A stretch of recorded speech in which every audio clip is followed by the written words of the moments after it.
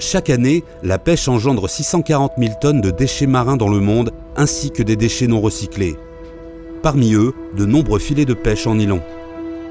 Afin de lutter contre l'accumulation de ces micro- et macro-déchets dans les océans, le Parc naturel marin des estuaires Picard et de la mer d'Opale, en partenariat avec l'organisation de producteurs From Nord, a lancé un projet innovant, créer de nouveaux filets biodégradables pour une pêche durable. Le parc naturel marin est une aire marine protégée qui œuvre sur son territoire à la protection de la biodiversité, mais aussi l'accompagnement des activités qui ont lieu sur ce territoire pour favoriser la transition écologique. Pour le parc naturel marin, le projet Tefibio est finalement un projet d'expérimentation, d'innovation de techniques moins impactantes en matière de pêche pour la biodiversité. Et donc l'idée, là aussi, est d'accompagner des professionnels qui, à nos côtés, ont accepté de tester de nouvelles manières de pêcher.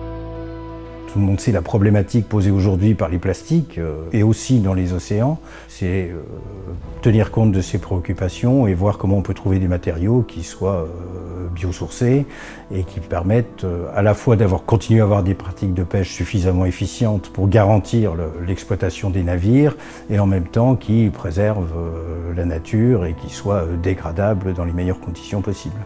J'ai été sélectionné en 2017 pour faire un diagnostic de la gestion des déchets portuaires sur le territoire du parc. Et un des sujets qui a émergé à ce moment-là, au moment de ce diagnostic, c'était la fin de vie des filets de pêche. Parce qu'on a remarqué que ce sont des produits qui sont achetés en grande quantité par an et qui durent pas longtemps et qui sont jetés. Donc au final, vu à l'époque le nombre de filières qu'il y avait, ça représentait des grandes quantités. Pour fabriquer ces nouveaux filets, le projet Tefibio a sollicité l'expertise de Seabird à Lorient pour créer un fil 100% biodégradable. Au sein du projet Tefibio, notre rôle c'est de développer une formulation adaptée aux filets de pêche trémaille. Donc de développer la formulation qu'on va transformer en granulés. Donc nos granulés sont transformés en monofilaments et ensuite ces monofilaments sont noués pour obtenir le filet trémaille. Le but c'est de trouver la bonne formulation qui va être résistante mais qui va aussi s'allonger, assez souple aussi pour pouvoir faire des nœuds sans qu'ils cassent. Mais on est quasi similaire aux propriétés d'un polyéthylène. Et en 2018, en fait, on a abouti à 3 formulations qui ont été brevetées à l'échelle européenne. Une fois le fil biodégradable conçu, c'est l'entreprise Alprec Filets, située à Boulogne-sur-Mer, premier port de pêche de France, qui est en charge de l'assemblage de près de 10 000 mètres de ces filets expérimentaux. Les filets biodégradables, ça fait quelques années qu'on en entend parler. Aujourd'hui, lorsqu'on fait une pré-série de quelques dizaines ou voire quelques centaines de filets en biodégradables, bien évidemment, la façon de conditionner les filets n'y est pas encore. On accompagne les gens qui essaient ces filets avec toute la technologie qui est la nôtre au niveau du montage. Plusieurs campagnes en mer au large de Boulogne-sur-Mer et de Fécamp seront nécessaires à l'équipe du parc marin pour évaluer le nouveau filet. Afin de mesurer avec précision l'efficience du filet biodégradable et le comparer au filet traditionnel, un protocole spécifique a été mis en place.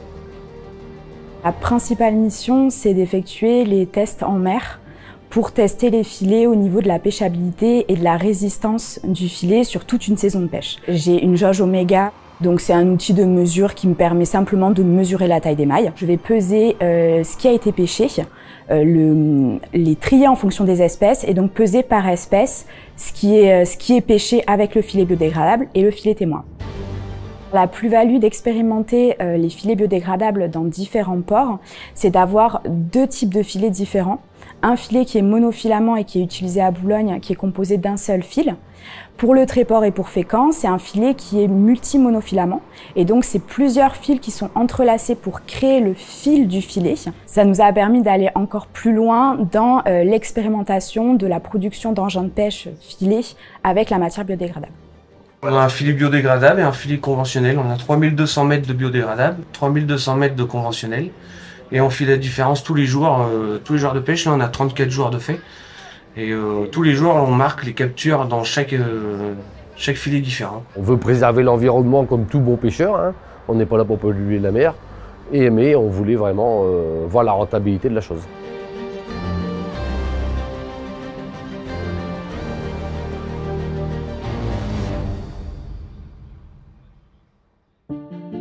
Les nouveaux filets vont ensuite subir un ultime test, celui de leur capacité de biodégradabilité. Mélangé à du compost, il doit disparaître totalement et ne laisser aucun impact sur l'environnement. On a été contacté pour tester la dégradation, la compostabilité d'un filet de pêche. Alors voilà le filet de pêche qu'on a enfoui dans notre compost il y a maintenant 3 semaines. L'enjeu qu'on a aujourd'hui, c'est de savoir si une fois tressé et mis sous la forme de filet de pêche, il garde ses propriétés de compostabilité. Il a subi des températures de l'ordre de 70 degrés. On observe déjà une première fragilisation et dégradation. 4 mois de compostage à 70 degrés permettra au filet d'être totalement dégradé. Le projet Tefibio a permis de démontrer la pertinence de l'innovation que représente le filet biodégradable. Il encourage les acteurs du programme à poursuivre le développement et les tests de cette alternative viable au traditionnel filet de pêche en nylon. Ce qu'on a pu voir, c'est que le filet tenait toute la saison de pêche. Il y a une résistance qui est un peu moindre par rapport au filet conventionnel, mais ça on s'y attendait puisque c'est toute la dualité d'avoir un filet qui soit résistant mais biodégradable. Et sur la pêchabilité, on a une pêchabilité qui est un peu en deçà du filet conventionnel avec le retour des observations du pêcheur. Pour l'instant, au niveau pêche, elle va un petit peu moins bien dans les filets biodégradables. Je pense que c'est à cause de la maille qui est trop épaisse. Mais une fois qu'on aura réglé la grosseur de la maille, je pense que c'est bon pour nous après. Ça fonctionne, oui. Après, au début, les premières années, il y a eu quelques problèmes de dimension de maille, tout ça. Donc forcément, on avait une différence un peu de pêche. Moi en tant que propre pêcheur, pour moi, j'étais sur l'ordre de 30% d'écart, de moins de rentabilité. Mais en sachant que les filets biodégradables, on pouvait encore les améliorer dans la fabrication. Il y a forcément, comme tout prototype n'est pas fait en une seule fois comme il faut. Donc je pense qu'avec les années, on serait arrivé à quelque chose de correct, je le pense. Maintenant, du coup, la question qui se pose, c'est comment on peut passer à l'échelle supérieure. Donc là, c'est des échelles de prototype. Comment on fait pour que demain, plus de pêcheurs utilisent ce type de filet? La réussite du projet ne tient pas seulement à la biodégradabilité du filet. En effet, pour les professionnels de la pêche, le prix sera un argument déterminant. Les filets représentent une alternative crédible aux filets en nylon traditionnel, puisqu'on voit qu'ils pêchent, peut-être avec des résultats un peu moins probants que ce qu'on connaît traditionnellement. Je pense qu'on a montré aussi qu'avec les bureaux d'études, on est en capacité de s'adapter aux demandes des pêcheurs d'une année sur l'autre, et donc on fait évoluer finalement le procédé, les matières, et donc finalement c'est quelque chose qui doit continuer à se tester dans les prochaines années pour véritablement être encore une fois une alternative crédible et viable sur le marché.